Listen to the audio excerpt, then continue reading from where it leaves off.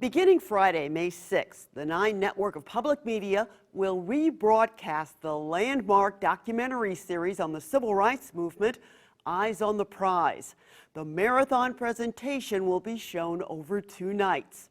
The initial episodes of the 14-part series first aired in 1987, and to this day, Eyes on the Prize is still considered the definitive work about the movement. The filmmaker was Washington University graduate Henry Hampton, who died in 1998. The university libraries house the films and videotapes used in Hampton's productions.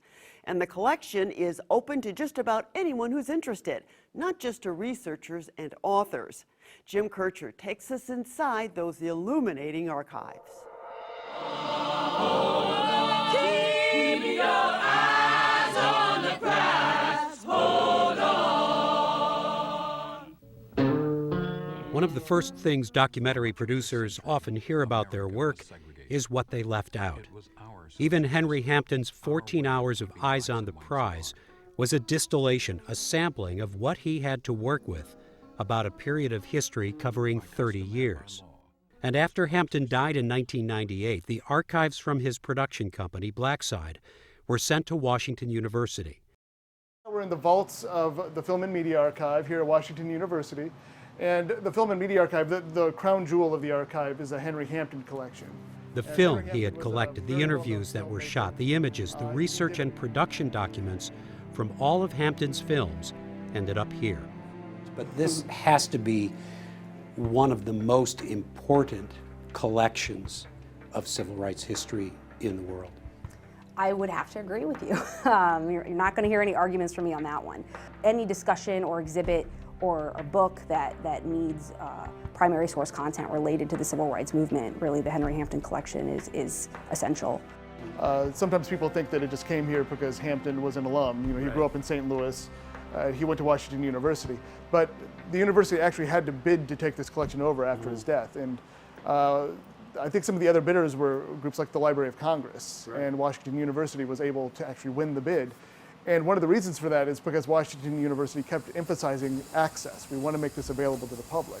It's not just going to hide somewhere in a vault. We're going to actively try to pursue ways to make it available. Many people are going to think they know what this story is about, but they do not. Henry Hampton grew up in Richmond Heights, the son of a surgeon who served as the first medical director of St. Louis's segregated Negro hospital, Homer G. Phillips. He sent his son to St. Louis University High School and Washington University. But in the 1950s, you didn't have to be a Mississippi sharecropper's son to know there was something seriously wrong in this country.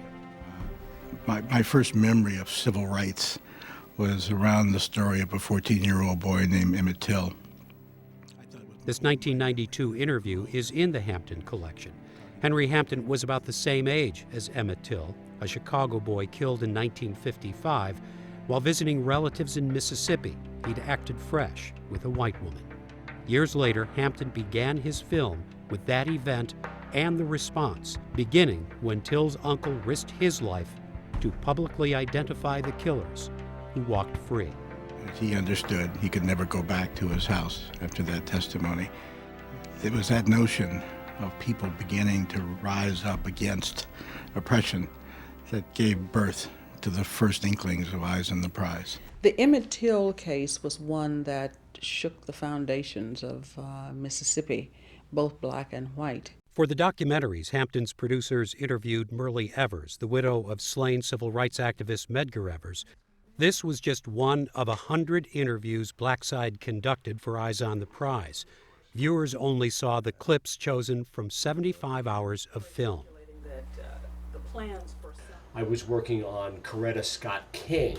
But the WashU staff is now close to restoring the original uncut interviews from start to finish in digital format.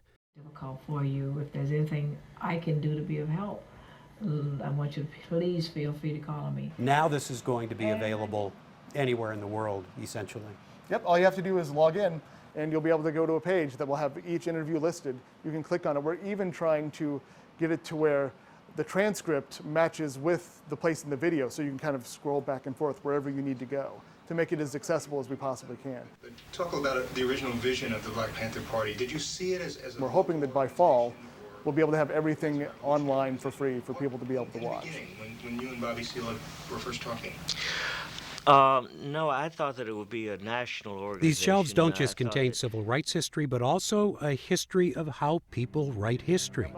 There are the Eyes on the Prize rough drafts, research notes, and audio recordings from production meetings.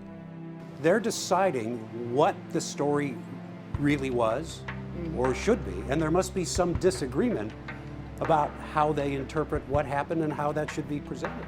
There absolutely was. And you can listen to the tapes and you can find moments where you hear them discussing that and sometimes fighting about it. So there's stuff to be discovered in it. Oh, there absolutely is. This stuff is largely untouched. And that, along with the 14 hours of Eyes on the Prize, is Henry Hampton's legacy.